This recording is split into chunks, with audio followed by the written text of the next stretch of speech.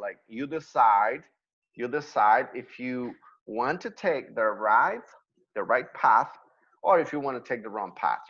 It's on you. So in this kind of higher education, individuals are very, very independent. That is the appropriate word, independent. Now, research, in the other hand, it is an essential part of higher education. In the USA, for example, research are essential. Sometimes the last homework that a student is gonna have is a research, and they work really hard for having a research. In El Salvador, in some universities and in some careers, we have the famous thesis, which is a big research in which we decide what topic we're going to develop, and we decide what mechanism we're going to use for investigating and all that. Okay. That is the thesis. And we are being supervised with specialized or with expert people in the area, you know. So research is essential. Why? First, because this is the branch in which students grow. They grow a lot, and they learned new things, and they also go and investigate. They ask people, they interview people, they pass surveys and all that. So research, it's really, really important. If you ask me, this is one of the most important things that a student should have, research. And then we have to learn how to run a research paper, how to create a research paper. And then we have a contribution to society. Um, Nowadays, this is a trend, and it's a beautiful trend, if you ask me. Contributing to our society should be one of our goals. Why am I saying this? Because if we want to create impact, okay, if we want to create an impact, if we want to change our situation, then we should contribute to our society. How can you contribute to your society? Well, for example, with social work, social hours. Have you heard about social hours? Have you heard about that? I think you, yeah. Yes, I have heard about that. Have you done your social hours? Yeah, Yes? last year. Okay. So, social hours, they are important for contributing to society. Maybe you can work in a group of three, and you can have a small project. Maybe can be cleaning the river, the Rio Grande, for example. That's a pretty nice project and very ambitious project that can be maybe can be done maybe like as a big group, or maybe in your community, like teaching English for maybe 2 months, to kids that don't go to the schools, or stuff like that. So in this part, it's that students, university students, have the opportunity to create an impact. Of course, there are other things. For example, in the USA or Australia, they apply to volunteer programs. They apply to visit countries like El Salvador, for example. I don't know if you have visited La Tortuga Verde in Tipuca. Well, or in El Cuco, if you want to call it that way, but it's in Tipuca. So if you have visited, probably you ever wondered why there are many gringos and many people from Australia there? Have you ever wondered why? Most of them are working. Most of them have applied to programs to work with turtles, to clean beaches, to help a project, a local project, and stuff like that. They do those kind of projects. They go out of the country, And of course, you need to have a budget, or you need to find these kind of programs online. But yeah, you can do it as well. There are a lot of these programs online, and you can research and find these programs and apply, especially if you speak English, like in your cases. You can, if you speak English, then your opportunities are double. Okay, now let's move. Here we have a purpose. Okay, I'm gonna ask, let me see. Okay, Diego Granados, would you mind helping me with the reading? Yes, sir. Okay, go on. Mm, Purpose. Recently, contributions to society have increasingly been demand of higher education institutions. This means the higher education institutions need to have activities to ensure that accumulated knowledge is circulated directly back to society, and that they do not become ivory towers. Okay, thank you very much. Thanks a lot. So it says right, recently contributions to society have increasingly been demanded of higher education institutions. This means that higher education institutions need to have activities to ensure that accumulated knowledge is circulated directly back to society. Okay, what I was saying, um, a lot of institutions, they have found out that the only way of impacting their communities is to give some of the knowledge that they have acquired. You know what I mean? For example, you guys, you speak English, right? So imagine in your communities. Okay, imagine that here in this class I have like 21 students, and imagine like some of you are from San Miguel, some of you are from La Union, some of you are from Morazan, probably some of you are from Chinameca, etc., right? So imagine that three of you started a project, okay, a small project of teaching English to kids from your community. Imagine that you have only 10 students, right, from your community, right, and you start teaching them English, the basic stuff. Imagine that those kids that have never had a class in English, and then you start teaching them and you start showing them that there is another world.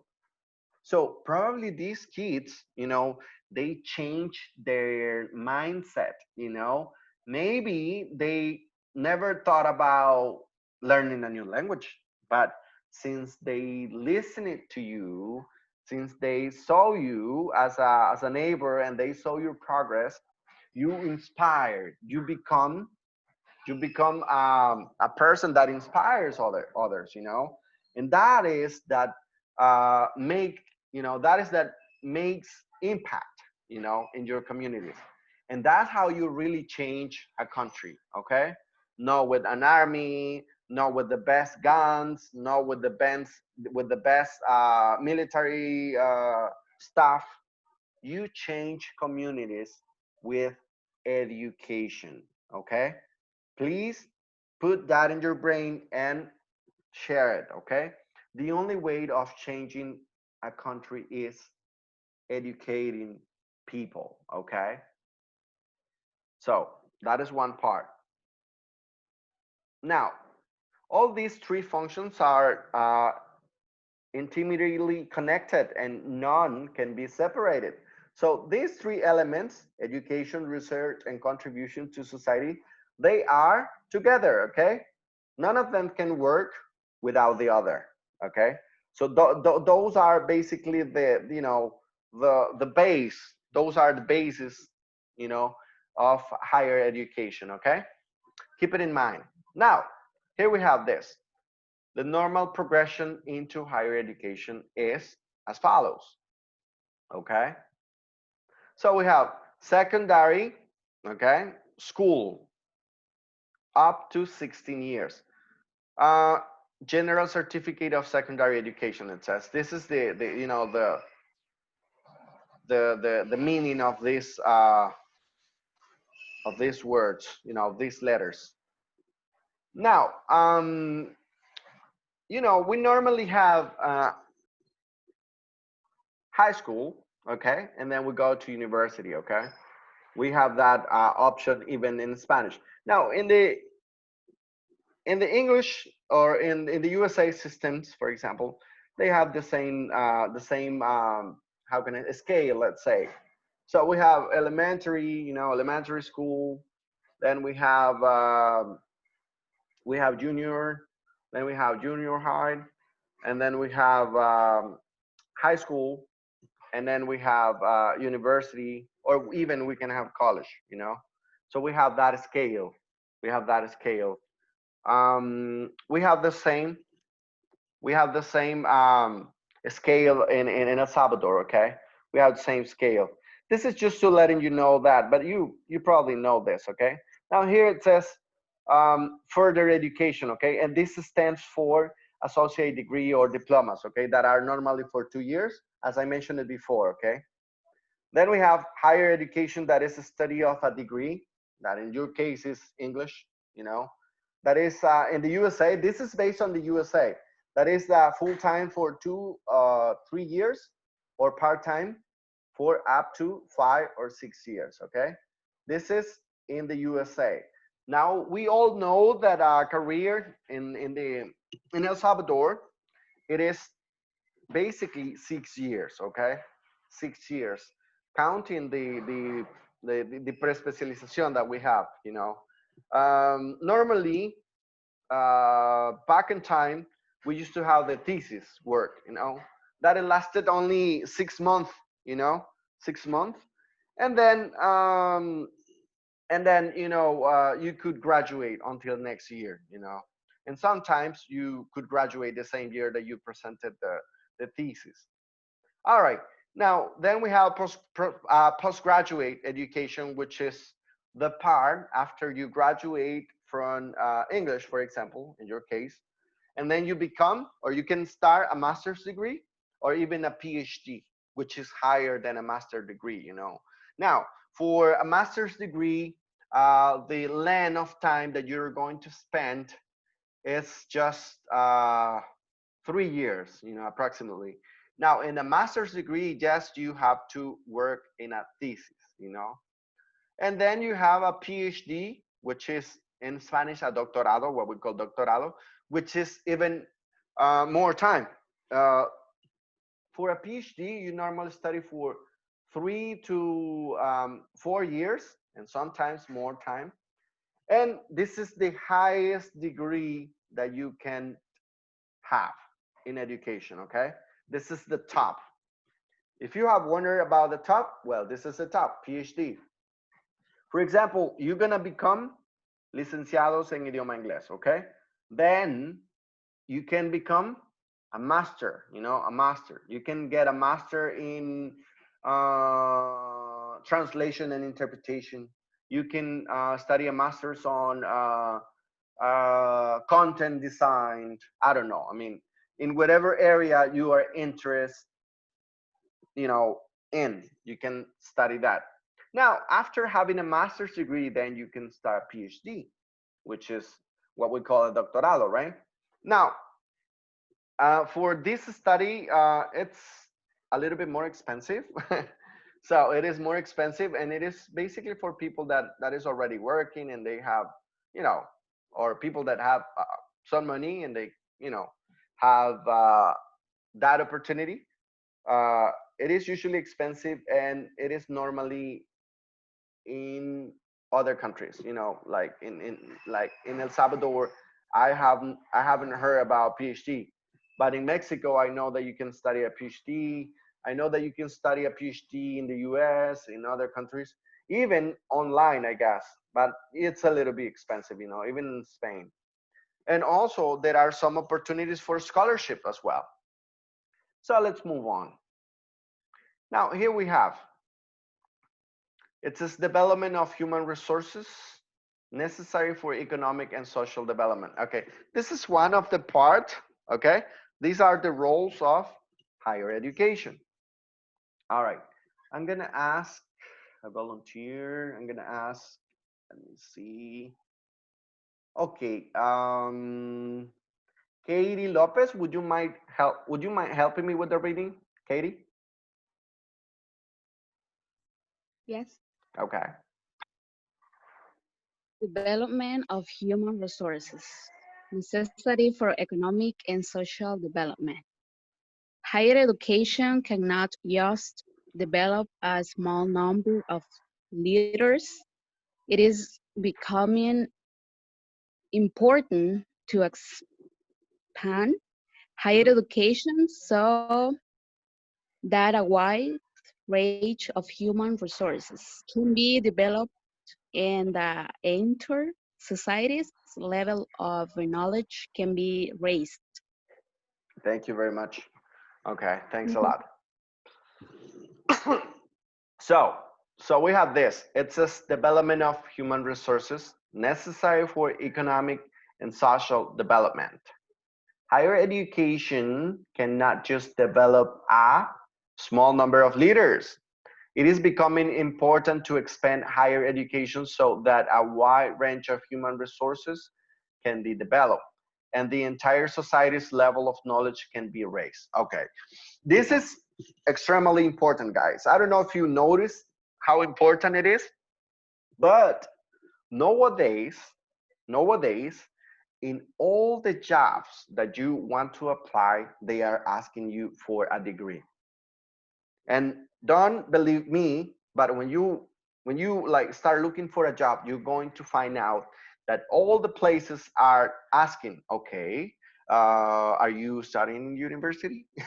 Or they are asking, well, what is your degree? You know, they're not asking you anymore for a high school diploma, you know? So what does that mean? It means that society, it is expanding their level of knowledge, you know. So they are asking for more. Well, that means that the demand of getting more knowledge or getting more studies, you know, it's necessary. That means that your degree in English is not going to be enough in 5 years. Okay? Actually, if you ask me, in the UGB, in the university, all of the teachers are becoming masters. You know, we are getting a master's degree. You know, so according to the needs, you know, we are moving with the trends. You know, we are moving with the needs. You know what I mean? So it is necessary to master some specific areas. For example, in my case, I am studying a master's degree in virtual education. You know, I'm studying in that area. So there are other thousands of areas. However, this is the area that I want to implement because I can see the future. If we have this situation right now, it can happen in the future. So, you know, I'm gonna be ready for that. And you gotta be starting, you know, you gotta start thinking about it, you know? So, well, this is important, you know, this is extremely important for you. Okay? Yeah, we have 1 minute left. So, well, my class is gonna finish at 6:40. Okay, so the last 20 minutes, we're gonna have a discussion. Okay, we're gonna have a discussion, and I'm sorry to ask you again to join another video call again, but we're gonna have breakout rooms for participating. Okay, so join the video call again, and I'll see you in 30 seconds. Okay, I'll see you.